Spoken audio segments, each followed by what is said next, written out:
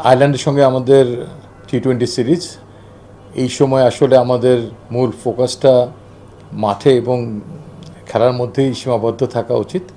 তারপরেও আমাদের দলনায়ক লিটন দাসের আজকে করা একটি প্রেস মিটের ফলশ্রুতিতেই দু একটি কথা না বললেই নয়, সেজন্যই ছোট্ট করে আমি এটা একটু ব্যাখ্যা দেওয়ার চেষ্টা করব। ইনফ্যাক্ট আয়ারল্যান্ডের সঙ্গে এই টি-20 দলটা ঘোষণা করার আগে আমরাও কোচ এবং ক্যাপ্টেনের সঙ্গে খুব সংক্ষিপ্ত একটা বৈঠক করেছি। শামীম হোসেন পাটোয়ারির ওদের স্বপ্ন পূরণে পাশে থাকতে পেরে আমরা গর্বিত।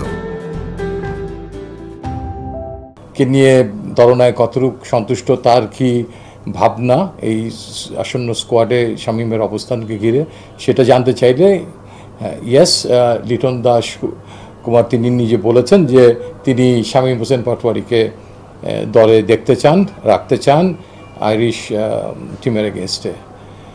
তো এক্ষেত্রে তার সুস্পষ্ট মতামত আমরা পেয়ে যাই এবং তিনি এও জানান যে এই বিষয় নিয়ে তার হেড কোচের সঙ্গে তার আলাপ হয়েছে এবং হেড কোচও চান যে সাম্প্রতিক যে সিরিজে ওয়েস্ট ইন্ডিজের সঙ্গে যে ব্যাটিং লাইন আপটা খেলেছে তাদের সবাইকে দলে দেখতে চান। আমি এবং হাসিবুল হোসেন শান্ত পরবর্তী পর্যায়ে আমাদের নিজেদের মধ্যে আলোচনা করে এই যে সিদ্ধান্ত নেই, সেই সিদ্ধান্তের আলোকে শামীম হোসেন পাটোয়ারি দলে সুযোগ পায় না এবং আমরা দুটো ম্যাচকে লক্ষ্য করে আমরা দলটা দিই। যে আমাদের একটা ইচ্ছা ছিল যে এই দুটো ম্যাচে যদি আমরা আমাদের সিরিজ জয়টা সুনিশ্চিত হয়ে যায়, তাহলে আমাদের থার্ড ম্যাচে আমরা দলে কিছু পরিবর্তন, কিছু এক্সপেরিমেন্ট এবং যারা বাদ পড়েছে তাদের সবাইকে আবার একটা দলের প্রথম একাদশে সুযোগ দিতে পারি। আমাদের নিয়ম মোতাবেক আমাদের দলটা ক্রিকেট অপারেশনসের মাধ্যমে বোর্ডের অনুমোদন নিয়েই ঘোষিত হয়। সিলেকশন